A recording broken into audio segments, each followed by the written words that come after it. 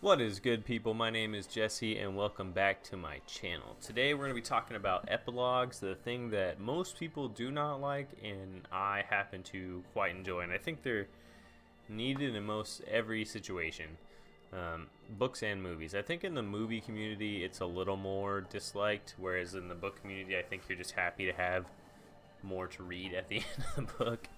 I'm going to talk about it in the context of Harry Potter the Deathly Hallows, Hunger Games, Mockingjay, and Rogue One and The Martian. We're going to start with Harry Potter and Hunger Games because they're the classic examples of epilogue. Basically what happens in both those movies and books is the story arc over a long series completes, and then there's a time jump that takes you to the epilogue, which is a classic type of epilogue where you end a story arc. You don't want to leave the readers or the moviegoers with a long series with no real closure, because you're kind of at breakneck speed at the end of the climax of a long series of books. Okay, so once you get to the climax, you want to have a chance to step back and maybe show that your characters do go on with their lives and do the things that people want you to do, where like have kids or show that they're living happily ever after with their significant other or whatever, right? So in Deathly Hallows, there's gonna be spoilers for Deathly Hallows, Mockingjay, The Martian, and Rogue One. If you haven't seen the movies or read the books, probably don't want to see this. Okay, let's do it.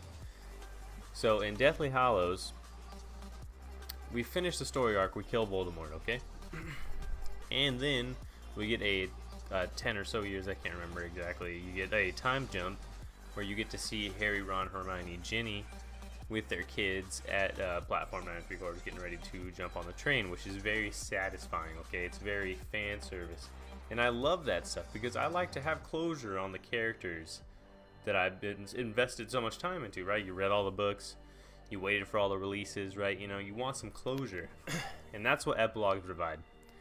And in Mockingjay Part 2, you get a very similar situation with Peeta and Katniss. Once she kills Julianne Moore's character, whose name I can never remember, and then she goes back to her district, that's all epilogue from there on, right? So you get Peeta comes back home, and you get it's a prim flower scene, which is adorable, by the way. One of my favorite scenes in the movie. And then you get the flash forward a couple of years where you have the 2 kids, and you have the great I don't have to be afraid line anymore, which is great. And I love closure, and that gives you great closure. Epilogues do great jobs at giving you closure to books and movies. So I'm going to start by answering a few questions. The first one's going to be, why do we have epilogues? Why do we need epilogues? Okay, I've kind of touched on this a little bit, but I'm going to go in just a little bit deeper, okay?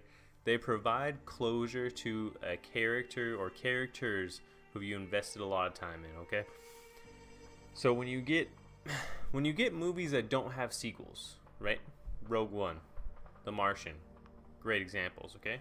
Rogue One is a standalone movie in a sense, okay? It's a prequel to A New Hope, okay? So technically it gets a sequel, but not really, because the sequel, it's a prequel, right?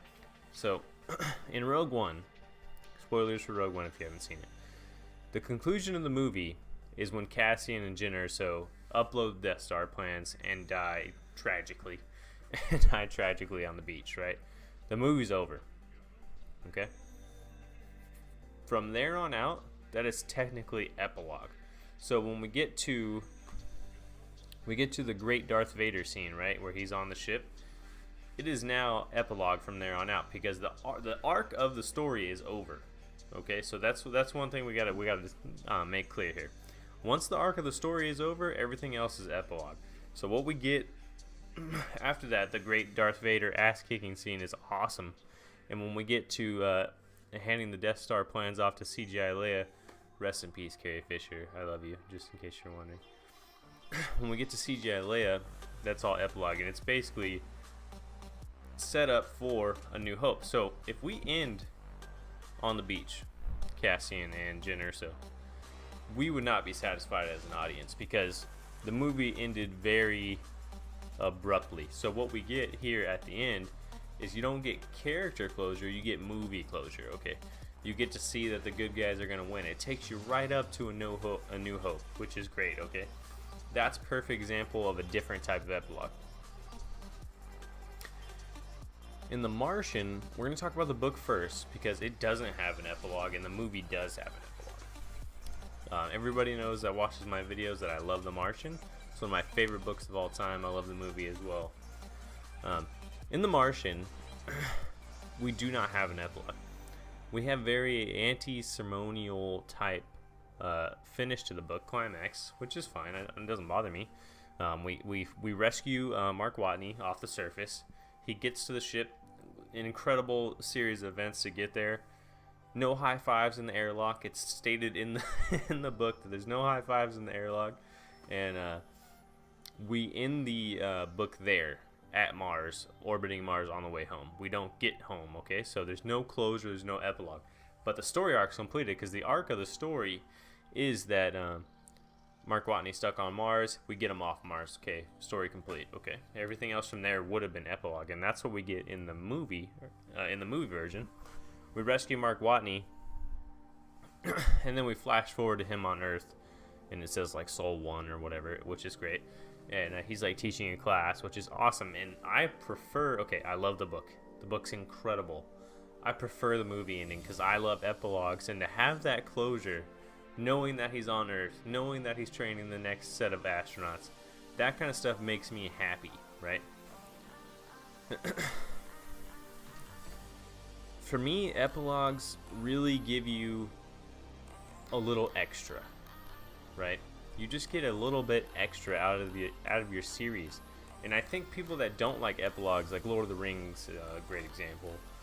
People hate Lord of the Rings ending the Return of the King because it's a long, super long epilogue. I mean, it's like 30 minutes of epilogue. I love the ending of Return of the King because I get to see all my characters finish out what they started, right? We defeated the big bad. Okay, what happens next, right? You don't need fan fiction to have what happens next. It's in Return of the King. It's in Harry Potter Deathly Hallows. It's in Mockingjay. And those scenes just make me happy, right? And I think epilogues do a great job of taking you from a very dire situation at the climax to a very happy place in the epilogue. And I hope that